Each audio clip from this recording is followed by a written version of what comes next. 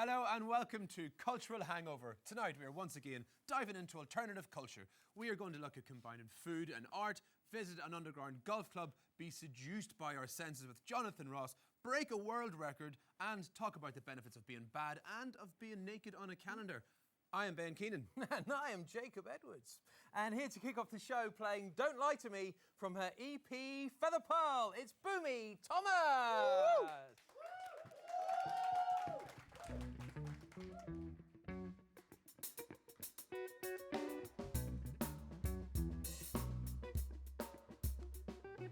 Don't lie to me, just stand by me. Please don't patronize me with your touch. Don't tempt my heart with empty lust. I've gotta get away from you. I'm stuck in a fog, can't see. I've gotta feel my way through. I've got to leave this place and find someone new. But don't before they tell me why. They tell me a transparent love when you don't want me. Who I remind you of?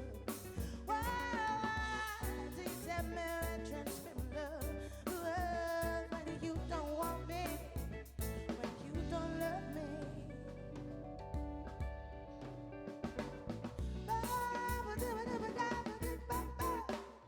I need to breathe. I'm in so deep, I think I'm falling. Breathe. My mind seems lost in an empty cup. I need to breathe. I'm sinking. I need to feel. I'm dreaming. My life is changing slowly. Only time can heal and console me. Tell me why you tell me when transparent love when you don't want me, who I remind you of. Why do you tell me transparent love when you don't want me, when you don't love me?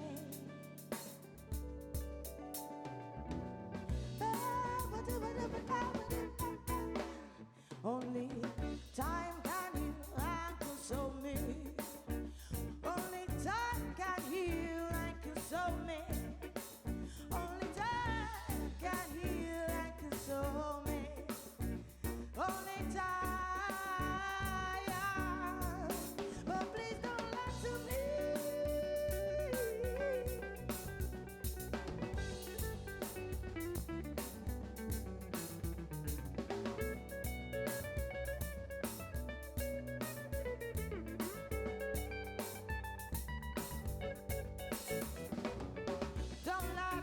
Just stand by me. Don't patronize me with your touch. Don't tell me how we'll have to lust.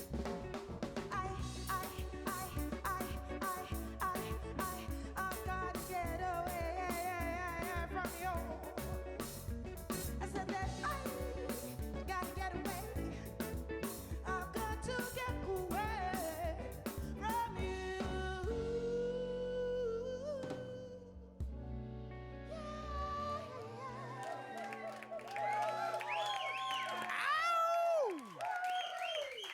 Well, from the sumptuous, vibrant tunes of Boomy Thomas to the world of chocolate. Now, joining me, we have a very special guest, food sculptor, creator of food art. Prudence State is joining us. Prudence, thank you very much for joining us on the show. Thank you for having me. So, tell me, how did you get into food sculpting? Where did that all start for you? Well, I always loved food and I always loved art. So I kind of pushed them together, mixed it up and made my own sort of art called food art. Oh, I like this. Yeah. And you had a bit of trouble at school with this, if I'm not mistaken, right? Tell us a bit about that. Well, I did a fine art degree and I got bored of what we were supposed to be doing. It was all very sort of white. Everyone was making the same sort of stuff. And I loved food. So I thought, forget what I'm supposed to be doing. I swapped stone for chocolate and started making lickable walls and edible skirting board. Oh, fantastic. Tossing out the rule book, huh? Absolutely. Art you could physically interact with by biting it and digesting it. I love that. That Yeah. sounds amazing. And why chocolate in particular? For me, it's got a real sort of multi-layered sort of thing. Everyone's got a very different relationship with it. People eat it in private. Some people eat it quite flamboyantly. It's layered of all sorts of things, you know, sex, everything. You should It's see me eating quite a chocolate. mixer. It's embarrassing. And you also, I know you work with a little bit of cheese as well. Yeah. For the people that don't like chocolate, and believe me, there are them, I think they're a bit Weirdos. crazy. Yeah, but I'll do cheese sculpture. So it's a bit different. It's a bit, you know, it's much colder to work with, You really. famously did Yeah. someone, a celebrity made out of cheese, didn't you? Yes, I Yes. did Obama made out of cheese. Obama with cheese. I'll have an Obama with cheese, please. That's that's fascinating. quite Doesn't it get a bit mouldy though? Yeah, it's not like working with chocolate, which you can have around for several months. With cheese, it was pretty much 5 days is the sort of limit. And yes, it did go mouldy. Bit of a shorter Yeah. shelf life. So let me see, you've brought a few little things in for us Mm-hmm. today. Let's have a wee chat about what we got going on Yeah. here. I mean, it's pretty self-explanatory. We've got a nice boot here, all made of Mm-hmm. chocolate. Everything's solid chocolate as well. That's why it doesn't tend to melt. So you can pick it up. You Yeah. see the weight of it. That's a solid white chocolate skull. Wow. Now, if they had this in Macbeth, I think they'd probably eat it. Okay, so, and this is all beautifully made. And how long does stuff like this take? would you say? Anything from like a couple of hours to a couple of weeks, really, depending on like the detail on here was quite time consuming. Yeah, I really, was gonna to get say it looking real. I tried to get sort of an element of realism The rather than it out of attention's a pretty mould. good. Yeah. And here we have, so this stuff is this stuff you could eat, but I think this has been kind of pre-made. So Yeah, but it's been in my studio. This Yeah, this has been made freshly. chocolate Jenga. So this can I Yeah, or you can push the block through like yeah. normal and see whether it falls over. let's actually go ahead and play a game of chocolate Jenga. I'm going to try this Maybe one. to pull that one And I out. forgot you're only allowed to use one hand, aren't you? See, it works. Delicious and fun. No, I'd stay here and eat this all day, but we must move on because we have a show to do. So we've asked you to bring in something special. I have, yeah. Well, when I finish chewing, we're going to have a look. Oh, wow. Ladies and gentlemen, look at this. This is pretty much every child's dream. It's a chocolate bite. Prudence, where did you come up with the idea for this? Well, I like to set myself challenges, and I thought I do sort of like replicas of people, and I thought pick an object, do a replica of something quite difficult. And a motorbike has a huge amount of parts to it, and I wanted it to be something that would be quite difficult. So with this, I had to study bikes. It took 2 months to make. Wow. And about 300 kilos of solid chocolate. 300 kilos of solid chocolate. How many chocolate bars would that be? Many. Many chocolate A bars. huge amount. And let me ask you a question as well. Now, would this, how does this keep? Because like chocolate, as we all know, it's perishable. It melts quite easily. How do you keep them cool? How do you keep it from not melting on the spot? Well, everyone thinks that chocolate melts instantly. Well, it does when you eat it because it's designed to, really. Yeah. But solid chocolate is pretty robust. Having said that, I mean, it might collapse at any minute, but yeah. Especially when I get my hands on it. This is really thick. You know, that's like 3 inches of solid chocolate. So that's just not going to melt like that. I mean, it's It'll take absolutely some time. incredible, and it's quite obviously a vintage bike, and the attention to detail is a phenomenon. Now, you've left out one particular important part. have, yeah. That's the license plate. But you're going to make that for us today live on the show, aren't you? I am, yes. So let's get cracking on with that, shall we, Prudence? Yep, And I assume you've got some chocolate on the go over there. I have. Chocolate bike. Yummy. So, I like to use a lot of chocolate. So Nothing wrong with that. I've got a huge amount of melted white chocolate. So this is finest Belgian chocolate. The Belgians, they do love a bit of chocolate. And I've used a microwave, which is the best way to melt chocolate. I'm just going to pour that into there. Wow. This is the best bit of working That with looks. chocolate. So how much time do you reckon you might need for that? As long as you've got. I mean, I like working under pressure, but... You like working you with know. it? Okay, well, I'm going to leave that to you, and we'll check back in with you later. I'm really looking forward to seeing all this chocolatey gorgeousness. Thank you very much, Prudence. Okay. Now, let's have a look at today's Dutch Courage, where we ask the simple question, can you beat a world record? See you in a bit.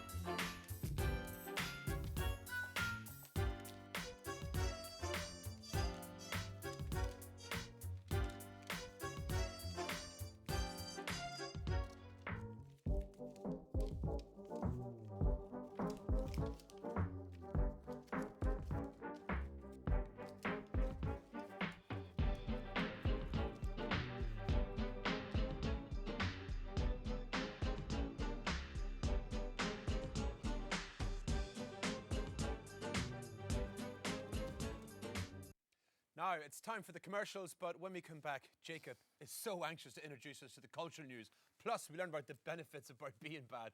We'll see you in a bit.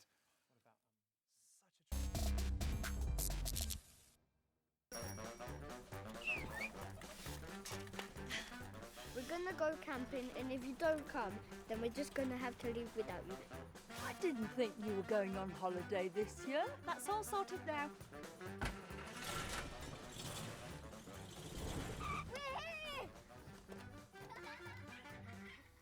Does Daddy like porridge? Or does he prefer sausages? Sausages.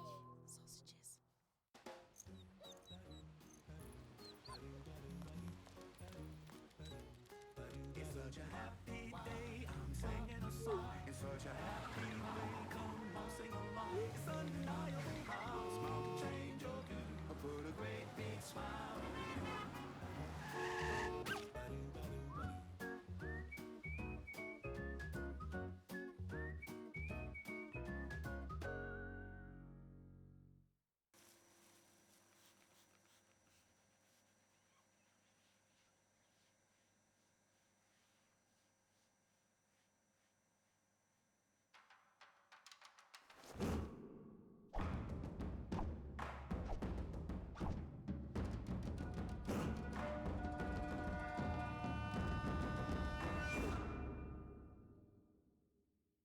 The new Skunky Insta-Twist is the most fun and easy-to-use hairstyling tool we've ever invented. And to prove it, the monkey from Skunky is going to demonstrate.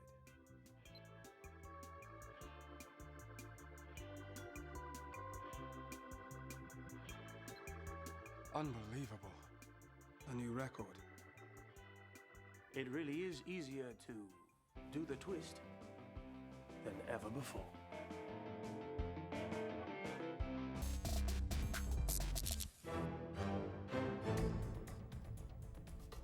Welcome back. It's time for your daily dose of cultural news. First up, you may have seen the Black Mirror episode Nosedive on Netflix, where people's worth is decided by their rating on an app.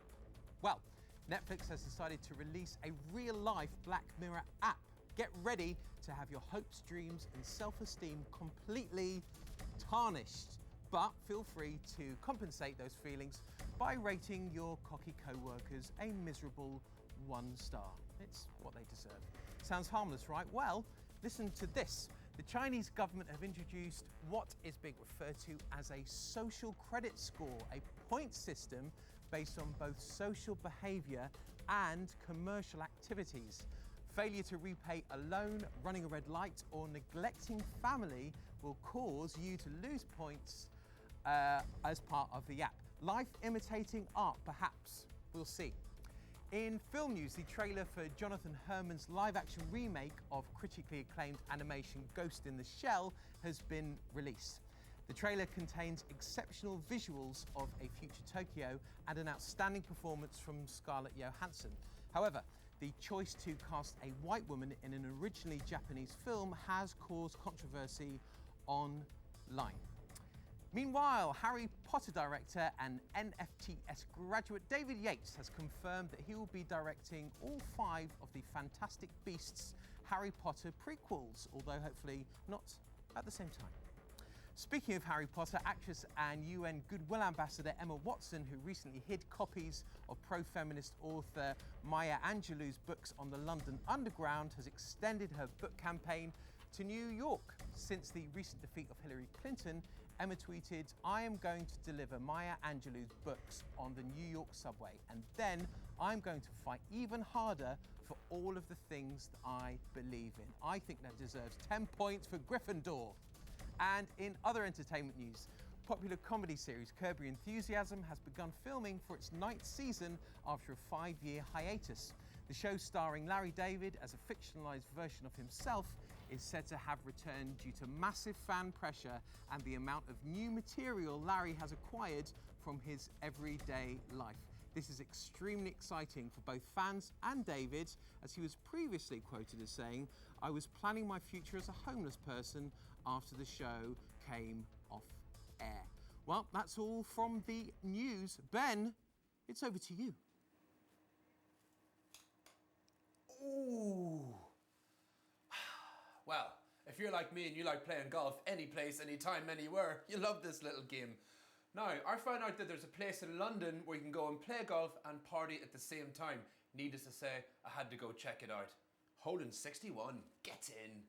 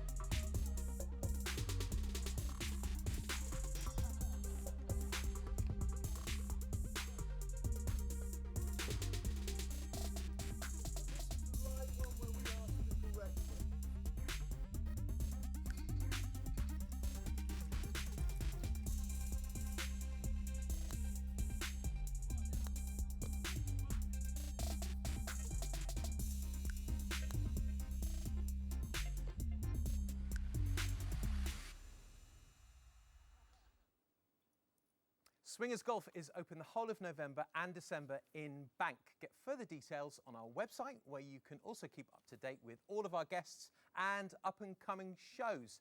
Now, it's not often you get to do an interview with an author who has just won the British Psychological Society Book of the Year 2016. In the studio, we are very, very pleased to have Dr. Richard Stevens, who is here to talk about his book. There it is. Black Sheep, the hidden benefits of being bad. The mind boggles. Richard, lovely to see you. And I believe you've just won a prize for the book. That's incredible. Prize, fantastic, yes. What first inspired you to write a book about bad behaviour? Well, it was to do with pain, and why is it that the first thing people do when they have pain is to swear, and I thought that was an interesting combination of things. And my students and I at Keele University did some research on this. We got it published, it got a lot of attention, and now I am the slightly weird lecturer that does stuff about wrong kind of things. Well, as long as you don't swear during this interview, that's fine. I'll do my best. This is a part of the show where we review something, so we're reviewing bad behaviour, and in the spirit of things, I thought we would have a little cheeky beer, because drinking is one of the things which you say, in moderation, can be good for us, productive for us? In all kinds of ways. I mean, obviously, alcohol, it does affect the brain.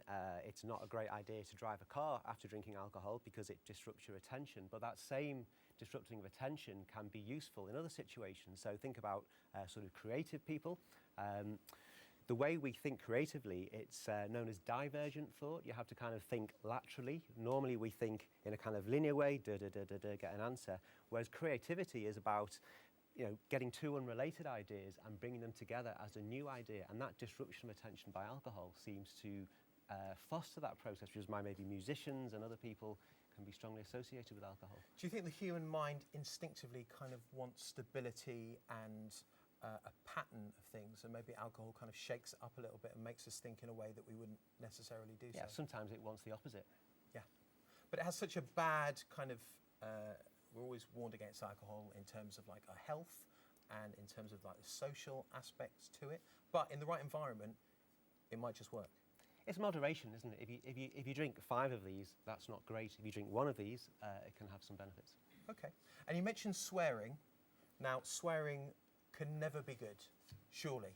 Swearing is nasty. It's what we're told at school. Swearing is horrible, nasty, vindictive, but, as you suggested, it might just have a role.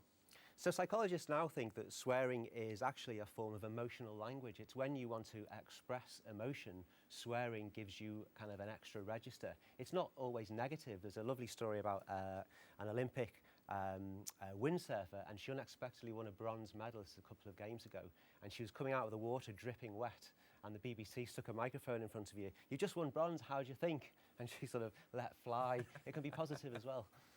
And I think Steve Redgrave did something very similar. There you go. He kind of like, he swore when he was on camera after the race, and it was almost as if he was telling himself that he'll never get back in a boat again. Yeah. But of course, 4 years later, he certainly was. He did. This is the one that I like, personally, a brilliant topic in the book. Boredom sitting around doing nothing actually isn't doing nothing. It has a process and can be valuable to an extent. Yeah, so people tend to think of boredom as a kind of a deactivated state, but actually research shows if you put people in a lab and make them bored, which is quite an interesting idea in itself, and what psychologists have come up with is watching videos of people doing laundry. That makes people bored. Yep. And when you look at their heart rate, you might think the heart rate would kind of go down and down and down. It does the opposite. It goes up and up and up. Boredom is kind of like a call to action. It's realizing that you're trapped in something that you shouldn't be doing. It's your awareness that there are better things you could be doing, and so boredom actually promotes going and finding something better to do. So does it kind of almost like wipe the slate clean in terms of your thinking? It's just a time that your brain can just pause and say, what should I actually be doing now? It's a bit like pain. Pain is such a strong feeling that you can't ignore it, and that has self-protective kind of properties. It's a bit like that. It's such a uncomfortable, dislikable feeling that you try to. I mean, one study, they deliberately made people bored, and then they gave them the option of carrying on being bored or doing something really negative, watching kind of really upsetting images of gore and things like that. Yeah. And many people chose to watch the gore because it's such an antidote to the boredom. It's a stronger feeling than people think. Like a stimulus. Yeah. That's incredible. Now, this is the one that is going to be slightly contentious to a lot of people. Sleeping around. There's a discussion in your book that suggests sleeping around is actually a good thing. There's a good side to that bad behaviour, if you call it bad behaviour, of course. Well, I mean, I'm not talking about the social context of that, but there are studies that show sex has benefits for pain tolerance. You become much more tolerant of pain. We don't really know why that is. What kind of sex? I'm joking. Okay, well, I'll answer the question. So they do studies where, I mean, usually they get people to masturbate in the laboratory. I mean, we don't do that at my university, I hasten to add. But the book is full of stuff. I will do it if you want me to. Well, so they've only done it with women at the moment, and so in women, masturbation is shown to have make you more tolerant of pain. And then why might that be? And one theory is it's a kind of general relaxing effect. Another is it's to do with childbirth, and it's specifically to do with that sort of thing. So if we got some men to repeat the study, we could look between those two theories. Incredible. It is an absolutely fascinating book. If you haven't read it, I would highly recommend it.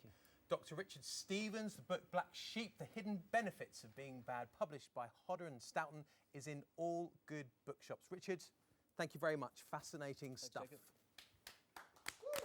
good to be bad, apparently. So, now it's time to get to know Bimai Thomas and her band a bit better. Welcome, guys. Thank you. For you guys out there, we have Raul Quesadrillas on percussions, Elena Correa on keys, Dermot McNeil on bass, good old Northern Irishman, John Speed on guitar, and lastly, but certainly not leastly, Bimai Thomas. How are we doing? Okay, good. Now, as we always do with our guest band, it's time to play Game of Scones. Scones. Definitely scones. This is the game where we get to test the band's musical knowledge. Now, to quickly explain the rules, on the wheel we have 4 colours which correspond to the teacups in front of you. If you wouldn't mind raising your teacups, please, guys. Fantastic raising of teacups. Good lifting, guys. Good lifting. Good lifting. When the wheel's arrow lands in your cup, you must answer a music-related questions. Should be easy enough. If you answer correctly, you're off the hook and we spin again. But if you answer wrong, then you get to eat one of these bizarre tasting scones over here on the table. So, Raul and Elena, you have the benefit of 2 brains. However, if you can't answer, it's 1 scone each. Today's delicious scone selection is tuna chunks and sliced peaches. Baked beans and marshmallows. Chocolate and onion. Gross. And pickle and custard. Boomy Thomas and band, are you ready? We are. Yes, we are. Are you ready? Ready, Ben. Then let us play. Oh, well, I'll tell you what, before we say that, if you do succeed in answering all your questions correctly, we, and when I say we, I mean Jacob, will eat one of those nasty scones. What? Let's play! Spinning the wheel! And it's green. It is green. There we go. Dermot. Get ready. No, it's John. Oh, it's John. I'm so sorry. John. What is the name of the legend who is said to be the founder of Afrobeat? We were just talking about this earlier. Fela Kuti. Is the correct answer. Spin it again. Spin it again. Almost green again. It's yellow. So Yellow. That's yellow. That's Dermy. It's the double T. Okay. It's Dermot. What, Dermot? What does boomy mean in Malay? Tough question. Good question. What does No confirm, guys. No confirm. There's a single answer only for Dermot. love? Oh! Guess. You know Total what? Guess? That is the wrong answer. It's time for the eat scone. answer. So I guess the scone that he has, it's the it'll be the bean and marshmallow, please, sir. And the answer was? The answer is, of course, Earth. How's that taste for you? Actually, pretty good. Typical Irishman, doesn't matter what it is, eat it anyway. Good lad, good Doesn't lad. taste of Dermot. Earth at all. Doesn't taste of Earth at all. One more spin. Okay, go on. It's complex. That's blue. That is It's blue. blue. And it is this beautiful lady on the end here. Boomy, Close enough. this is a tough one. True or false? Bob Marley's father was a Brit. This is a tough one. I'm going to say yes to that. It's the correct answer. Norval Sinclair Marlowe. Marley, born in Crowsborough, East Sussex. Okay, so 1 for 1, and now we go on to one more spin. Do it. Let's see. Who's next? Who's up? And it's blue again. Oh! Unfortunate. Well, Question. Boomy, you should know this. Okay, I should. Because I'm sure you've Googled yourself at some point. Really? We all have. We all have. I have. Did you see If you Google the name Boomy Thomas, Yeah. how many hits will you approximately get? 10,000, 200,000, or 400,000? Will she play the modest card here? That's what I'm wondering. I'm going to go with 10,000. She has played the modest card. And she was wrong. You're way more popular. It's 400,000. So with congrats on that, but I'm sorry. You will have to eat. It was her modesty that let her down in the end. So this one is pickle and custard, or pickle and mustard. The one next to it is chocolate. I think chocolate and onion was the one that yeah. Yeah, it's got to be the chocolate and onion, methinks. Go on. It sounds so good apart from the onion. Nice big bite now. Big bite for the camera. And you're wearing the perfect blouse to the chocolate and onion. That was a nibble. That was a modest bite. It was a modest Well, bite. modest answer. Oh, well, nice. That was Actually, good. quite nice. Well, thank you very much. Thank you very much, guys. I know that you guys have to go and get ready for another cracking song, so we'll catch you guys later on. Thank you. Well done, guys. Thank you. Well done. Game of scones, everybody. Now, after the break, we are going to talk to two young women with an agenda to change the world through nudity and a lot of balls. Now, Prudence, how are you getting on? Yep, getting there. It's a bit nervy doing it like this. But, Yeah, do you think you're going to have enough time, Prudence? Yeah, I'll get there just, I I think. tell you what, this corner of the studio has never smelt so good. And I'm not just talking about you, Prudence. I was going to say, thanks. We'll be checking in to see the final results when we come back.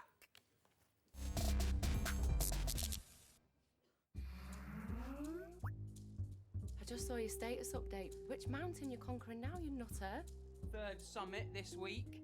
Wow, it looks incredible. Oh, it is. I mean, it's tough going, but this makes it all worthwhile. Is it snowing over there? Who are you talking to?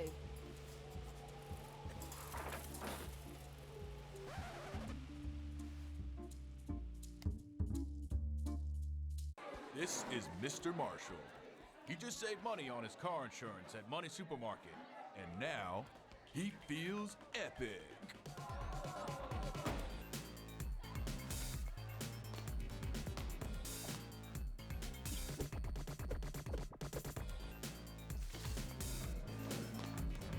So you're so Money Supermarket.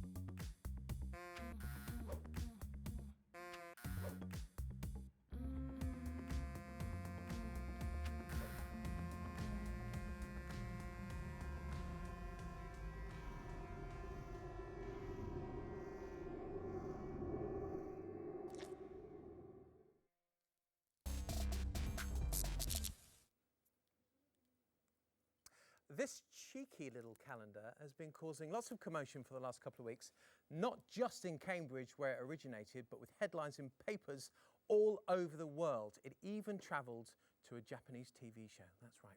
And now we have the two women behind it with us in the studio. Welcome, Rowanna McGill and Caitlin Whitby. Round of applause, everybody.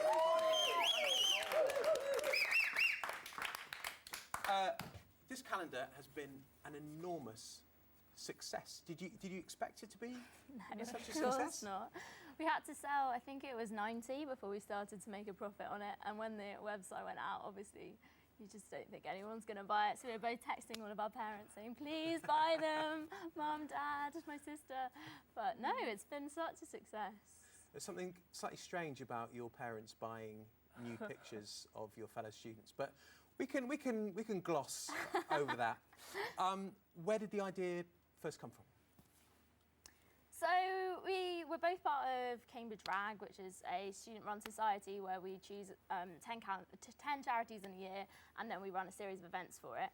And we did this in second year, and then we thought, well, Caitlin has the Warwick rowing calendar. I don't know if you've seen it, but she had that on her wall, and we thought, well, we can do just as good a job as them of doing it. We've got the athletes, we've got the amazing architecture in Cambridge, so why not put them together? And yeah.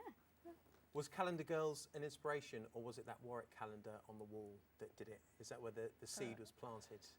I'd say both. Okay. I'd say both. Okay. Yeah. But it's absolutely exploded. It's been in Daily Mail, Huffington Post, name a newspaper, it's been in it. Yeah. All over the world. Did you expect for 1 second that it was going to take off? You can't have done. No, surely. no. It was having it in Japan and Germany. It's absolutely taken off there. I'm not sure why, but the Germans love it. How's this success been for you? Because obviously you pretty much made it. You're on Cultural Hangover. Exactly. But you've been doing lots of other stuff as well. Yeah, we've been in the Daily Mail. We've done radio. Been on the radio. Been on ITV. Yeah. Astonishing. It's been weird, but yeah. And it all started as one little idea at Cambridge University. It is, of course, a charity calendar. Yeah. And it's in aid of some incredible causes. Yeah. Tell us about those. So we each chose a charity, and I chose the Lewy Body Society, which is a charity which kind of raises awareness of dementia with Lewy body. Incredible. And then I chose Help Refugees, which helps refugees. Amazing. And the press has kind of picked up upon, I believe, more on the refugee Yeah, side of things. they seem to be loving the fact that Cambridge students are stripping for refugees. Strange, but... I'm sure the Daily Mail would have something to say about that. I'm not quite sure what it is, but... Yeah, well, endorsing Help Refugees, they've got it at the bottom of their articles, so... Both fantastic causes. How many copies have you sold, and how much money have you made so far? We've sold about 650 calendars now. Done our second print. Yeah, I had to do a second print, which was a stressful 2 weeks, so we had no calendars to sell. And so I think we've got about 6,000 now, something like that. So, yeah. Incredible. And how did you convince ordinary people walking around Cambridge University campus to essentially take their clothes off? It was a lot of our friends just happened to be in university sports teams. So we, it was just a lot of persuading our friends to be in it, but they were all so keen to do it. I've heard it was relatively easy to do. Everyone's really keen to strip off for charity. What can we say? If I was a student walking through Cambridge University studying something really difficult, like, I don't know, genetics and Latin, which that's probably what I would study if I was at Cambridge. How would you approach me and get me to get my kit off? I'm just walking along, might go have some lunch now. Hi guys, what are you doing? Hi. You were in a sports team? We're a bit picky. We only take people in sports teams. Yes, Okay, yeah. fair. Well, I'm in the chess team. How about that? Chess team we didn't actually approach, but next year. Okay. Yeah. Well, I'm not doing anything on the dates. Can I be in your calendar, please? Of course. Good, so easy. You're so convincing. So it's pretty easy, as we're about to find out, because we're going to take a closer look at some of the wonderful images now.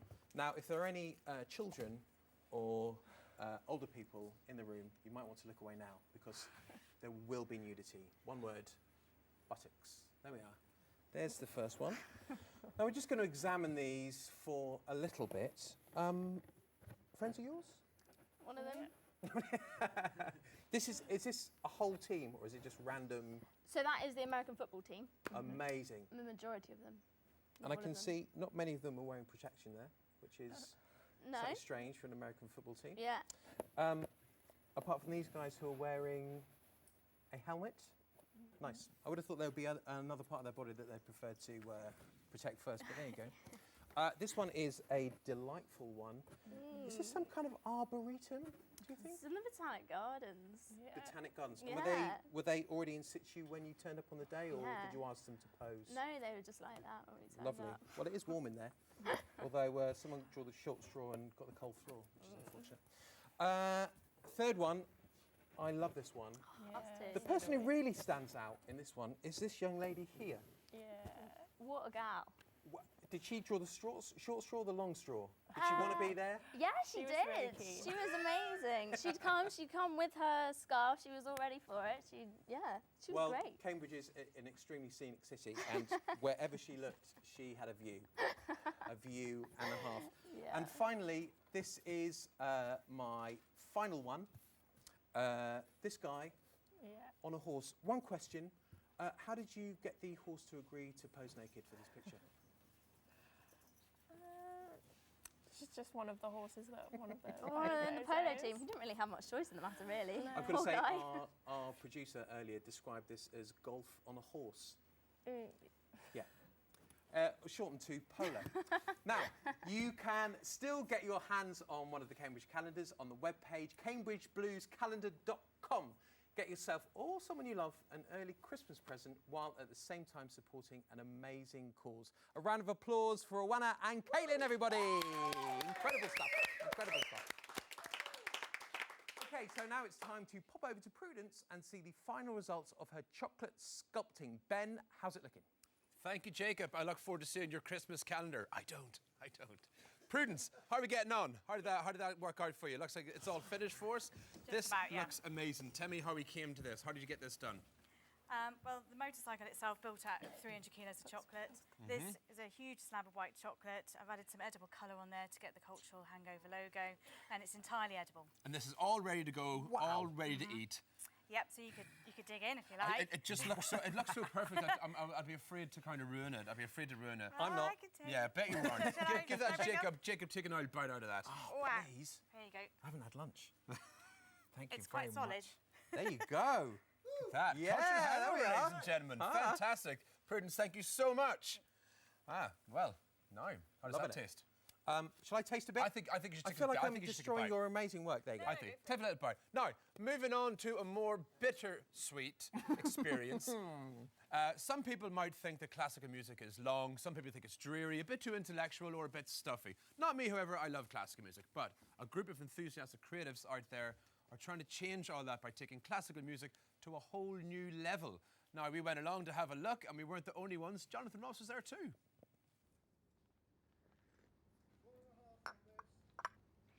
Hi, I'm glad you're here for the Bittersweet Show. My name's Mara. I will be with you for the whole experience. Now, to begin, I want you to take notice to your ears. What can you hear? The furthest sound, the closest sound. Now, covering your eyes with this blindfold, and your hand in my hand, together, we will begin the experience. I'm Steph, and I'm the creator of Bittersweet. Bittersweet is a new way of experiencing classical music. Bittersweet is an immersive classical concert where audiences can feel, they can smell, they can taste the music in different ways. classical music is sort of almost painted as being the opposite of being a young person. And I just don't believe that's true. If anything, classical music gives you access to emotions you wouldn't otherwise be able to experience. We chose to come here today because my wife is sort of like fearless when it comes to new experiences. It sounded unlike anything else we'd done before or heard of before, which I think it is. I think it's, as far as I know, you're the only guys doing this kind of thing.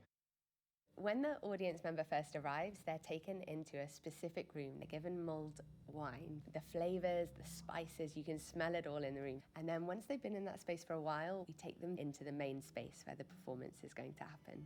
They start to hear the sounds of the string quartet and the percussionist. We want to get them to imagine the space that they're entering so they can create their own world, really, through the sound.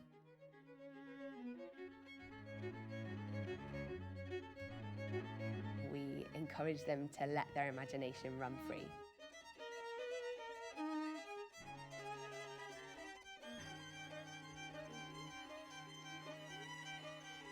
We've been on a massive journey with the way that we use the senses in concerts. I work with a chef and a perfumer who are both incredible artists in their own right, and I deliver them like quite obscure briefs where I say, okay, can you create taste that replicates the experience of foreboding? I'm Adam. I'm the chef for Bittersweet. When you're blindfolded and you're given a taste, you're really concentrating on that because you've not seen it, so you have no preconception. So the taste really has to match the music so it can enhance. We have a little ginseng jelly with apple blossom. This one's a bit more intense. So at this point in the classical music, it's heavy. It's really hard going. It's almost difficult to listen to. So we fill a syringe with this black treacle infused with whiskey and star anise. So it's really thick. It almost feels uncomfortable. Third taste, we have a rose water infused marshmallow, and this is linked with being wrapped in a big blanket and being really cozy and happy.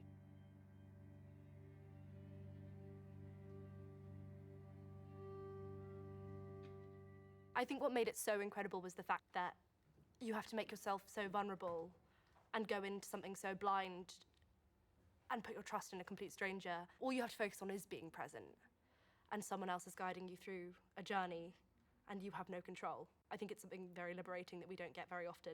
There was a synergy between the touch and the music, which was obviously intentional and really worked. The flavours were very well chosen, and some of the smells you got as well. At one stage it was like bay leaf or something you could smell, and there was a gentle spray in your face at some stage. And that combined with the movement is a very interesting and different interaction with the music than you get at any other time.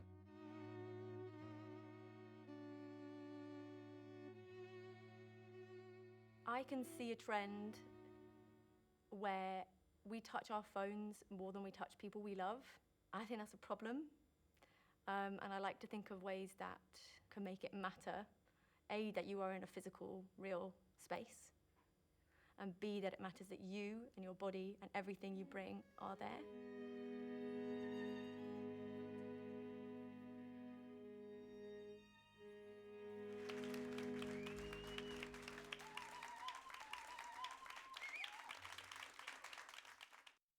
New year with lots of newly designed experimental classical concert. The tickets are in great demand, so check it out on their webpage, bittersweet.org.uk. Okay, so we're nearly out of time. Coming up tomorrow, we have some crazy Jedi lightsaber fights, an escape artist and a knife juggler. Also, Howard Rose and his band will be here. And finally, we'll show you a new way to watch your favourite films. So it's goodbye from us, and we leave you with Boomy Thomas, who is back on stage with Walk With Me. Woo! Bye-bye. Bye.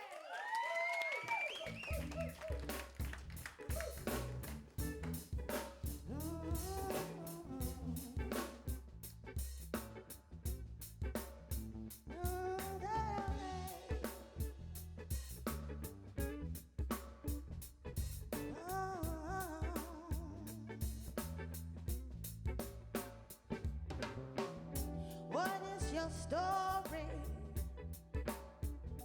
Is it the one that you've been told? Who gets the glory for the lies that you've been sold? And I walk through the wilderness of broken dreams,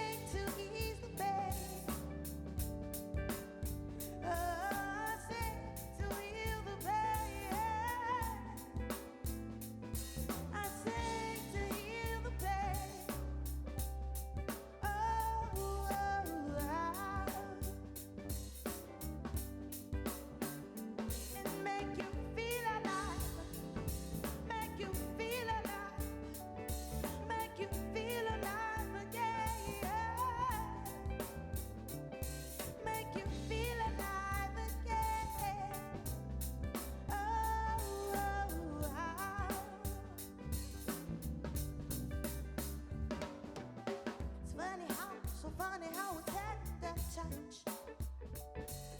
Can feel you with the strength you need so much. Things change, they change the way you